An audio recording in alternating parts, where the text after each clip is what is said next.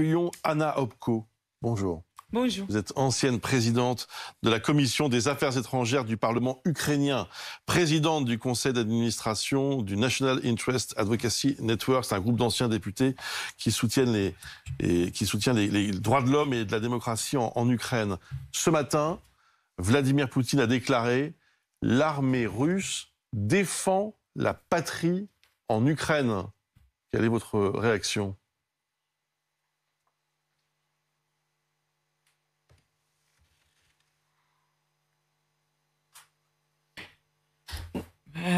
Excusez-moi, je ne parle pas français, але я дуже вдячна Франції. Je suis très reconnaissante à la France de soutenir l'Ukraine. Et aujourd'hui, nous nous approchons de la victoire civilisationnelle. Ce que nous voyons aujourd'hui en Russie, c'est vraiment à Moscou, c'est vraiment une honte. Car Poutine a déjà perdu la guerre en Ukraine. Car depuis 74 jours de l'invasion à grande échelle, sans compter l'agression de 9 ans qui l'ont précédée, nous avons vu beaucoup de pertes du côté russe. Nous n'avons pas vu de représentants du quartier général en chef lors de ce défilé.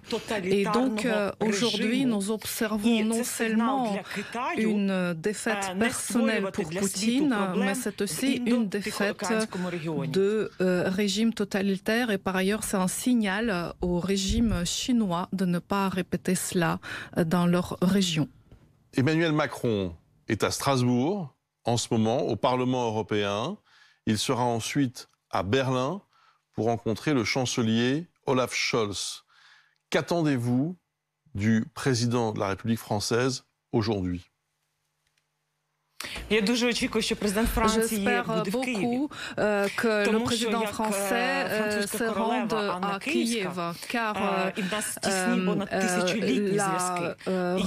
Anne de Kiev nous liait déjà, et donc les forces armées de l'Ukraine qui sont de facto aujourd'hui l'armée européenne défendent l'Europe. Et donc j'espère que le président Macron et la première dame de France viendront à Kiev et viendront à l'église de Sainte-Sophie et qu'ils amènent les symboles français ainsi que montrent plus de soutien pour qu'on obtienne le statut de candidat à l'Union européenne pendant la présidence française à l'Union européenne.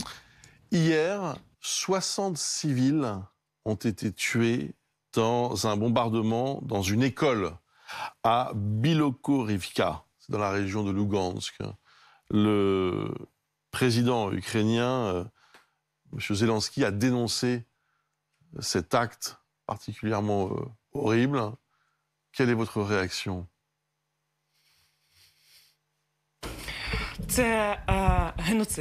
C'est le génocide. De même façon que Staline, par voie de famine artificielle, détruisait la nation ukrainienne, Poutine tue la population civile dans les villes ukrainiennes par les frappes aériennes. Il ne frappe pas seulement les objectifs militaires, mais il frappe également les hôpitaux, les jardins d'enfants, les maternités. C'est pour cela que nous devons arrêter ensemble le régime de Poutine pour que cela ne se répète plus jamais. Et c'est la mission que joue l'Ukraine en XXIe siècle. Et la France, comme la défenderesse des principes des droits de l'homme et des libertés fondamentales, y est responsable également. Regardons ensemble ces images tournées ce matin à Mariupol. Vous allez voir qu'il y a des Russes qui ont défilé avec ce drapeau dans les rues de Mariupol. Quelle est votre réaction là aussi ? Je crois et j'ai foi que bientôt, sur la place rouge, il y aura des monuments aux victimes des régimes de Staline et de Poutine, et que tous ces défilés de propagande sont un témoignage que quand les gens quand on fait la crémation des morts et qu'on n'en parle pas, c'est un problème. Et nous sommes convaincus, nous croyons, nous avons foi que l'Ukraine va gagner et que même à Kherson et aux autres territoires où il y a la soi-disant le régime russe, les gens n'acceptent pas ce pouvoir. Mais Mariupol n'est plus ukrainienne.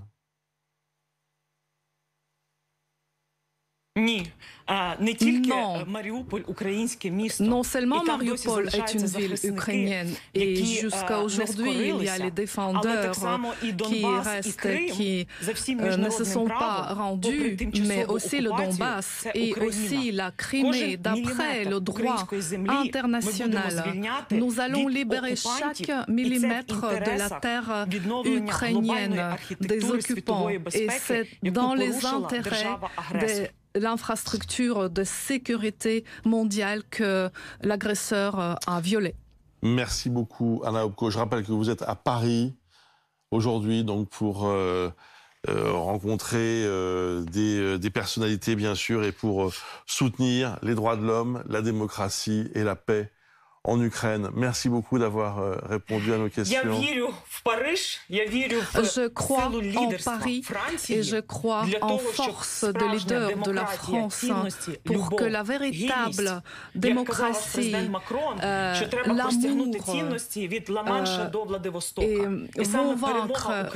Macron disait qu'il faut étendre l'espace de liberté de la Manche jusqu'à Vladivostok. Et donc, il faut aider aux personnes qui se trouvent maintenant dans cette prison des peuples de retrouver leur liberté. Merci beaucoup. J'attendais la fin de la traduction, bien sûr. Merci à vous. Merci beaucoup.